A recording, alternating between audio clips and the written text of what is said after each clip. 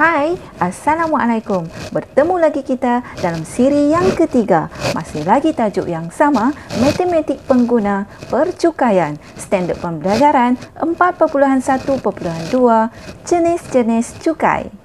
Murid-murid, pada siri yang lepas kita telah mempelajari tentang cukai pendapatan dan cukai jalan.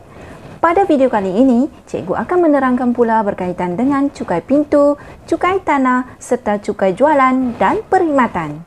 Apakah cukai pintu? Siapakah yang dikenakan cukai pintu? Dan siapa yang mengutip cukai ini? Mari cikgu terangkan. Jom. Cukai pintu dikenakan ke atas semua pegangan atau harta tanah yang tertakluk di kawasan sesebuah daerah seperti rumah kediaman, tapak perindustrian, bangunan komersial dan tanah kosong atau tanah lot yang belum dibangunkan. Cukai ini dikutip oleh pihak berkuasa tempatan iaitu Majlis Pembandaran atau Majlis Daerah. Cukai pintu ini juga dikenali sebagai cukai taksiran. Kenapa ya cukai pintu ini dikutip?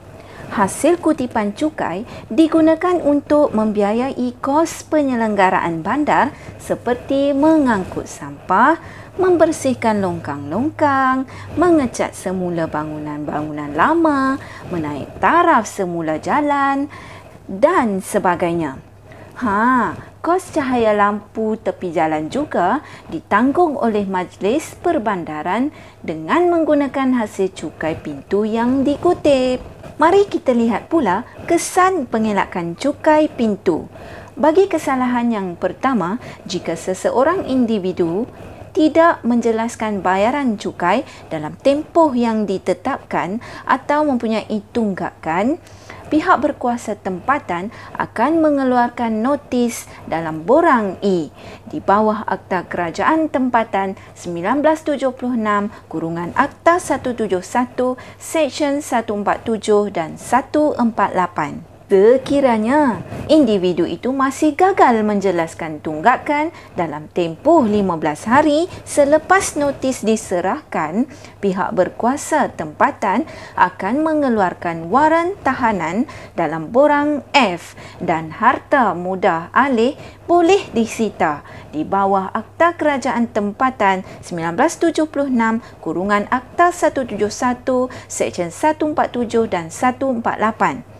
Hukuman ini adalah tertakluk kepada perubahan dari semasa ke semasa. Sumber diperoleh daripada Akta Kerajaan Tempatan dicapai pada 14 September 2020. Bagaimana pula dengan cukai tanah? Mari kita pelajari bersama-sama. Cukai tanah ialah satu jenis cukai yang dikenakan ke atas pemilik tanah pertanian, tanah perusahaan atau tanah bangunan. Cukai ini dikutip oleh pihak berkuasa negeri iaitu Pejabat Tanah dan Galian, dan cukai ini ditaksirkan sebagai sewa bawah Seksyen 5 Kanun Tanah Negara 1965. Oh ya, bagaimana pula dengan pemilik pangsapuri dan kondominium, khususnya pemilik rumah yang berada di tingkat atas? Bagi hak milik strata, misalnya pemilik pangsapuri dan kondominium, dikenakan cukai petak bagi menggantikan cukai tanah. Sebagaimana yang kita ketahui, bagi rumah kediaman yang bertingkat ini tidak didirikan di atas tanah kecuali tingkat bawah. Satu rumah dipanggil satu petak, maka pemilik kediaman hanya membayar cukai mengikut keluasan petaknya sahaja. Apakah yang terjadi jika seseorang individu mengelak daripada membayar cukai tanah? Bagi kesalahan yang pertama, jika seseorang individu tidak menjelaskan bayaran cukai dalam tempoh yang ditetapkan, notis tuntutan dalam borang 6A akan dikeluarkan oleh pihak berkuasa negeri di bawah Kanun Tanah Negara 1965 Seksyen 97. Sekiranya individu tersebut masih gagal menjelaskan jumlah dituntut dalam tempoh dinyatakan dalam notis tuntutan, tanah boleh dirampas atau dilucut hak di bawah Kanun Tanah Negara 1965 Seksyen 100. Tindakan ini tertakluk kepada perubahan dari semasa ke semasa. Sumber diperoleh dari tanahweb.wordpress.com, dicapai pada 14 September 2020. Apakah pula cukai jualan dan perkhidmatan? Terbahagi kepada dua jenis, iaitu cukai jualan dan cukai perkhidmatan. Cukai jualan dan perkhidmatan ini mula dikuatkuasa pada 1 September 2018. Jom kita kenali dulu cukai jualan.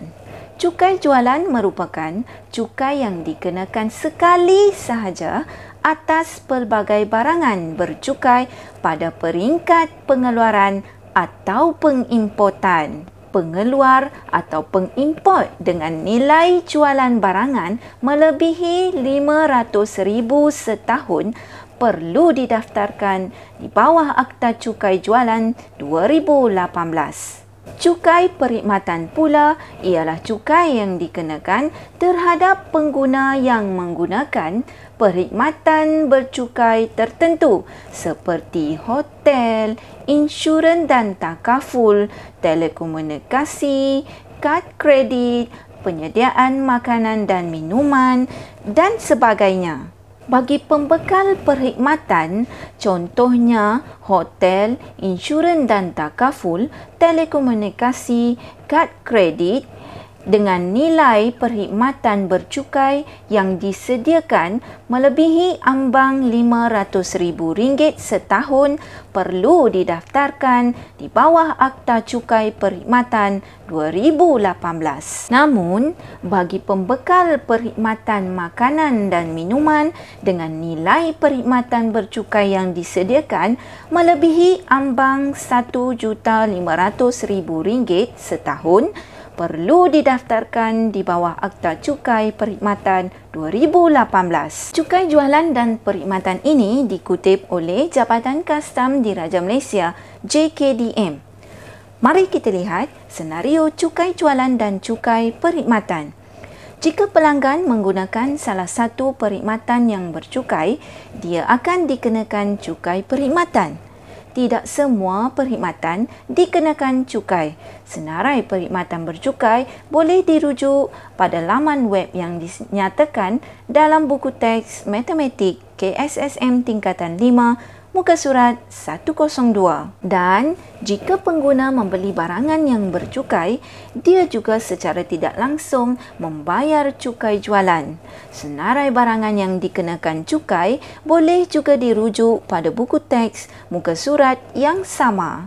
Ini adalah kesan pengelakkan cukai jualan dan perkhidmatan. Bagi individu yang sengaja mengelak cukai atau membantu orang lain mengelak cukai, untuk kesalahan yang pertama, dia boleh didenda 10 kali ganda hingga 20 kali ganda amaun cukai jualan dan dipenjara tidak melebihi 5 tahun atau kedua-duanya.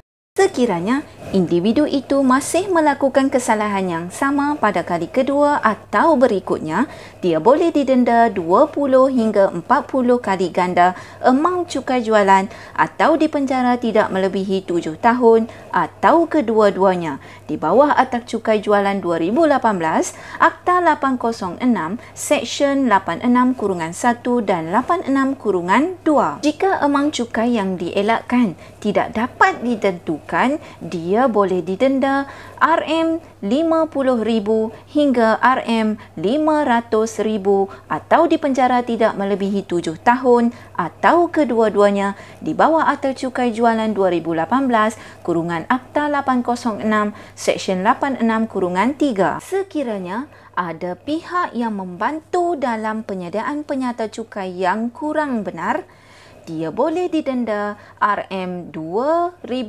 hingga RM20,000 atau dipenjara tidak melebihi 3 tahun atau kedua-duanya. di bawah Akta Cukai Jualan 2018 kurungan Akta 806 Seksyen 86-4. Hukuman sama digariskan dalam Akta Cukai Perkhidmatan 2018 kurungan Akta 807 Seksyen 71. Hukuman-hukuman ini adalah tertakluk kepada perubahan dari semasa ke semasa, sumber diperoleh daripada Akta Cukai Jualan dan Akta Cukai Perkhidmatan dicapai pada 14 September 2020. Murid-murid, kita telah mempelajari cukai pintu, cukai tanah serta cukai jualan dan perkhidmatan. Sehingga bertemu lagi pada video yang seterusnya, kita akan membuat pengiraan berkaitan dengan cukai-cukai yang telah kita pelajari. Bersama saya Cikgu Bayati, sebarkan ilmu, luaskan pengetahuan. Bye! Ups, jangan lupa tekan butang subscribe, like dan share. Matematik senang je!